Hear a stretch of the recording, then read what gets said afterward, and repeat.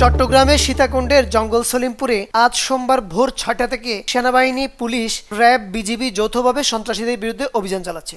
আইন শৃঙ্খলা বাহিনী সূত্রে জানা গেছে, সকাল থেকেই জঙ্গল সলিমপুরে চারপাশ ঘিরে ফেলে যৌথ বাহিনী। এলাকায় প্রবেশ ও বের হওয়ার সব পথেই বসানো হয়েছে তল্লাশি চৌকি, যাতে অভিযান চলাকালে কেউ পালিয়ে যেতে না পারে। দুর্গম পাহাড়ি অঞ্চল হওয়ায় কয়েক ভাগে বিভক্ত হয়ে সেনাবাহিনী ও অন্যান্য বাহিনী তল্লাশি চালাচ্ছে। আধুনিক প্রযুক্তির অংশ হিসেবে ড্রোন এবং হেলিকপ্টার ব্যবহার করে আকাশপথ থেকে নজরদারি করা হচ্ছে। এছাড়া মাটির নিচে বা ঝোপঝাড়ে লুকিয়ে রাখা অস্ত্র ও বিস্ফোরক উদ্ধারে নিয়োজিত রয়েছে বিশেষজ্ঞ ডগ স্কোয়াড। অভিযানে ৫৫০ জন সেনাবাহিনীর সদস্য, ১৮০০ পুলিশ সদস্য, ৩৩০ এপিবিএন, ৪০০ র্যাব, ১২০ বিজিবি, ১৫ এপিসি, ৩টি ডগ স্কোয়াড ও 3টি হেলিকপ্টার রিজার্ভ অংশ নিয়েছে। চট্টগ্রামের পুলিশ সুপার মোহাম্মদ নাজির আহমেদ খান বলেন, ভোর থেকে অভিযান শুরু হয়েছে। ইতিমধ্যে কয়েকজনকে গ্রেপ্তার করা হয়েছে, বেশ কিছু উদ্ধার আছে। পুলিশ, র্যাব, সেনাবাহিনীর ৩০০০-এর বেশি সদস্য অভিযানে অংশ নিয়েছেন। আমরা অভিযান শেষে বিস্তারিত জানাবো। তিনি আরো বলেন, জঙ্গল সলিমপুরকে দেশের ভেতরে আরো দেশ বলা হতো। দেশের ভেতরে দেশ থাকতে পারবে না, এখানে আমাদের ক্যাম্প করার পরিকল্পনা আছে।